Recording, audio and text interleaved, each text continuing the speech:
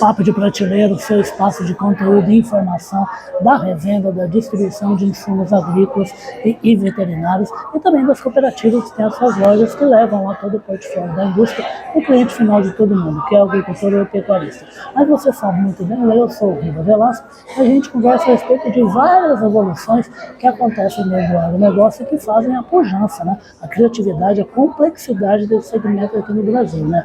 E existe um movimento que eu acho muito bacana, que eu acho que todo mundo devia se engajar com muito mais força do que está acontecendo, pelo menos essa é a minha humilde opinião aí, que é a questão da informação, levar para toda a sociedade a informação de como funciona o agronegócio, quais são os seus princípios, os seus pilares, o que está sendo feito para corrigir o que está errado, o que tem de muito bacana.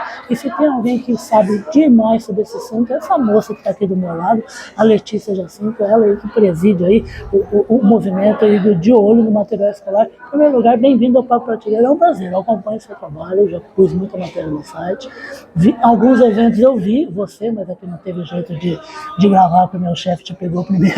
É um prazer receber aqui no Papo Prateleira. Prazer é todo meu, muito bom falar sobre um tema tão importante para o Brasil, que é a educação. Exatamente. Eu fui pai meio velho, né? Então eu tenho 2 filhos que acabaram de entrar na faculdade até, né? E eles comentando comigo a respeito de carro elétrico, eu peguei e falei, senta aqui um pouquinho, deixa eu falar uma coisa para vocês, é bacana carro elétrico, é mais uma opção de transporte, mas tem aqui, a gente tem um combustível maravilhoso no Brasil, que é o etanol, tal, tudo mais.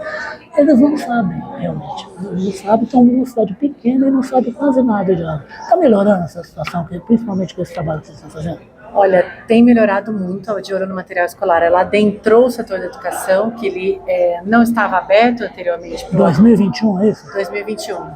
Não estava aberto ainda para o agronegócio por puro desconhecimento mesmo. Então, o que a gente faz é unir a ciência à educação.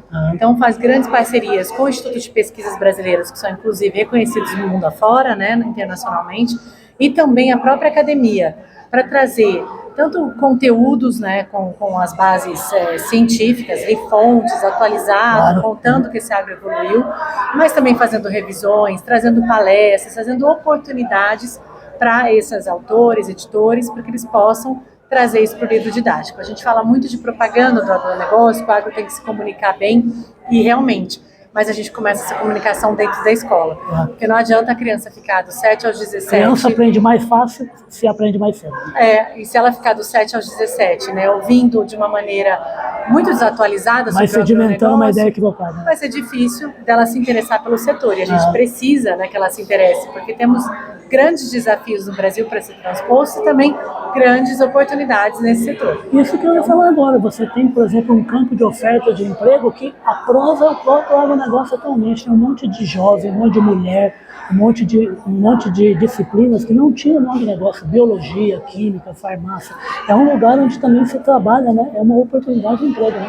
O agro consegue hoje em dia englobar todas as profissões, né? O pessoal do jornalismo, o pessoal da publicidade, médicos, inúmeros engenheiros, então conseguem trabalhar nesse setor. O agro, ele evoluiu tecnologicamente, ele faz um trabalho social, os salários subiram muito, então é uma oportunidade. A gente tem mostrado isso através dos nossos programas, então eu falei aqui dessa condução com as próprias editoras, a gente tem uma agroteca, se colocar no Google agroteca, entra, que são materiais que têm uma linguagem mais acessível para quem não é do agro. Então, ela não é nem coloquial, os dados são científicos e tudo para que os professores tragam para dentro da sala de aula, mas ela tem uma linguagem mais amigável, não tão científica, separada por temas do agronegócio, muito acessado hoje em dia pelo setor educacional. Então, é o nosso segundo pilar. O terceiro é o que a gente faz aqui na AgriShow, já é o terceiro ano que a gente participa, com o Vivenciando a Prática. Você roda um pouquinho evento por falar, não só AgriShow, né? Olha, esse ano vão ser Você tá que nem meu chefe, o Carlão. Vocês trombam muito, inclusive. Né? Muito. Eu adoro o Carlão, grande parceiro nosso. E sempre, né, o Carlão traz muitas notícias boas. E é importante a gente levar isso para as crianças. Aqui na AgriShow a gente vai estar com 2.000 crianças esse ano, divididos em 4 dias. e é um acolhimento dessa criança, ela é recebida ali de maneira totalmente diferenciada. Nós trabalhamos com fichas técnicas, treinando as pessoas que irão receber, contando dessa conexão do campo com a cidade, contando dessa evolução, fazendo comparativos com o dia a dia daquela criança, né, como é que ela usa, trazendo a coisas reflexão. que ela usa, né, para se alimentar, por exemplo. Trazendo a reflexão, na hora que você vai mostrar, por exemplo, uma máquina, né, grande, você não chega e fala da máquina, você faz a criança imaginar quantas peças vão ali dentro. Quem que produz o pneu? Da onde que vem, né, toda essa inteligência?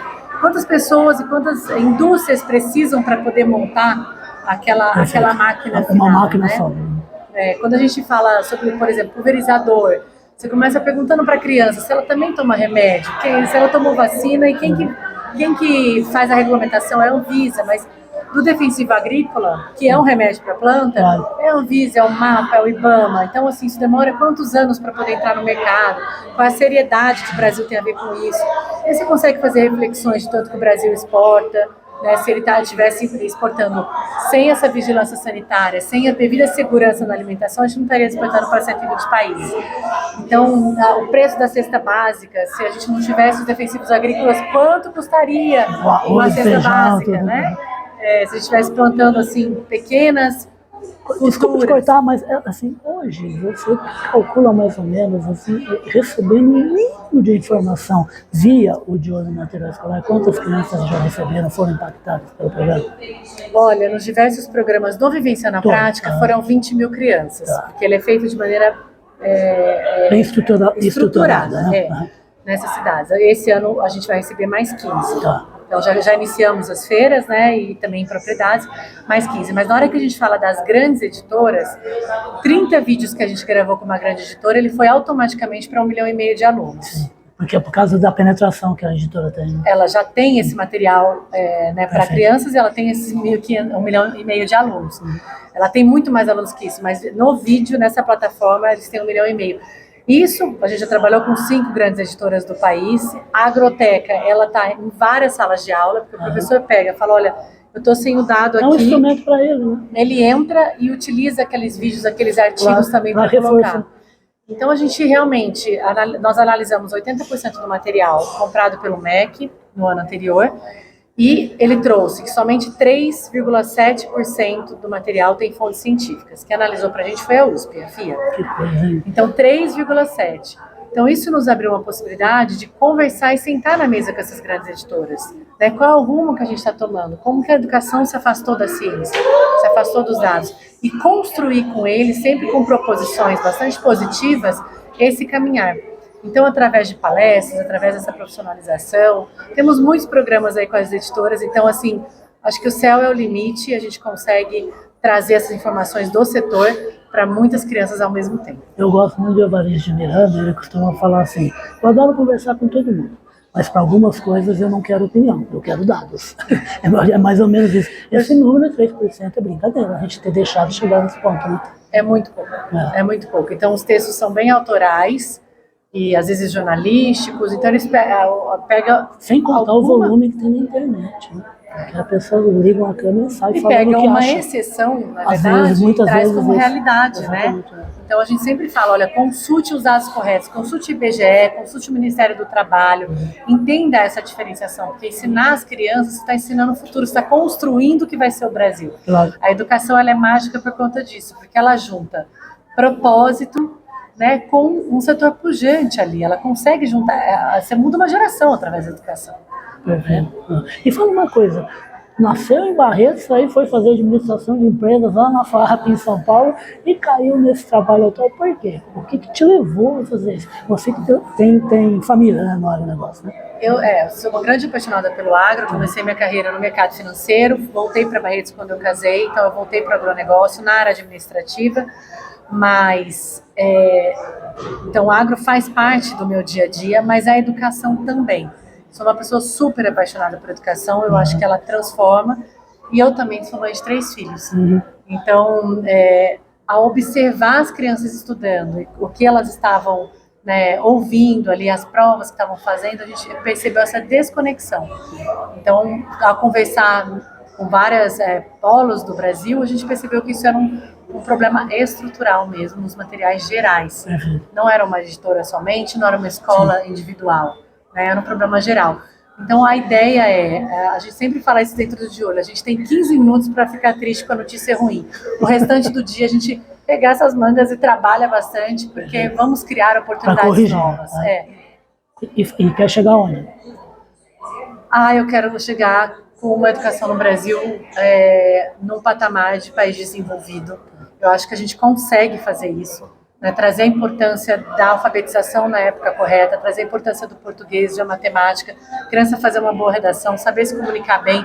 A gente está precisando criar nessa base da educação brasileira uma estrutura para que essa criança consiga pensar, refletir e resolver os desafios que a gente tem internamente, porque eles vão ser nosso futuro. Claro. Então é aí que a gente precisa investir. Hoje a gente tem no Brasil 11 milhões de neném, nem estudam nem trabalham. Imagina o estímulo que essas crianças estão tendo dentro da escola, para não querer nem estar lá e muito menos vendo um propósito de futuro dentro do não vai conseguir ver profissional. Então a gente precisa instigar, sabe, essa vontade deles de transformar o mundo, de fazer com toda a energia que o jovem tem. Imagina o que a gente consegue fazer no país. Né? Pode se tornar um país bem próximo. Quem quiser ajudar você de alguma maneira, com dinheiro, com estrutura, com gente, com material, como é que faz? Você resumiu bem, a gente precisa de tudo isso, né? Tem pessoas que falam, vou ajudar com patrocínio, tem pessoas que entram com a mão na massa e é isso que a gente precisa. É um trabalho de voluntários aqui. Então, toda a diretoria, nosso conselho, nós somos voluntários e a associação é sem fins lucrativos. Então, para nos encontrar, @De Olho no Material Escolar no Instagram, pode entrar em contato conosco lá ou mesmo pelo site. Tem um e-mail, pode deixar uma mensagem, a gente retorna, né? E entre em contato com vocês e todos serão bem-vindos, na verdade, toda a sociedade civil. Acho que empresas devem participar, abrindo suas portas, né? Pai e mãe, está sempre ali também acompanhando essa educação, que isso transforma. Ajuda. Né? Professores, se quiserem participar, conteudistas, olha, gostaria de escrever, eu gostaria de entender mais sobre o setor, a gente está aberto e disponível. Maravilha. Essa moça aqui, Letícia Jacinto, não está de olho no material escolar, não. Ela está de olho na formação de gerações de pessoas cultas, que adotam o conhecimento para poder conversar e discutir. E gente assim só se faz quando tem uma informação mais correta possível. Vamos ajudar esse trabalho é lindo. A gente tenta aqui de algum jeito aqui na Grupo Público, mas a gente vai pensar ainda uma maneira de ajudar ainda mais para a gente formar. Eu também, ela é mãe de 3, eu sou mãe de 2, muita gente tem filho, a gente quer que os nossos filhos sejam tão legais e bem informados como todas as novas gerações desse nosso país. Letícia, obrigado pelo bate-papo aqui, tá? E sucesso nesse trabalho, tá bom? Muito obrigada. Essa aqui é a Super Letícia Jacinto, esse aqui é o Papo de Prateleira super especial, e é super especial sim, que eu peguei a Letícia aqui, ó, em evento, aqui na divulgação da AgriShow 2024, aqui em Ribeirão Preto, que vai acontecer no fim de abril e início de maio. Ela já aproveitou e conversou com um monte de gente, como é que a gente junta mais mãos aí e abraços para a gente conseguir formar uma geração maravilhosa de gente inteligente e muito bem educada. Um abraço.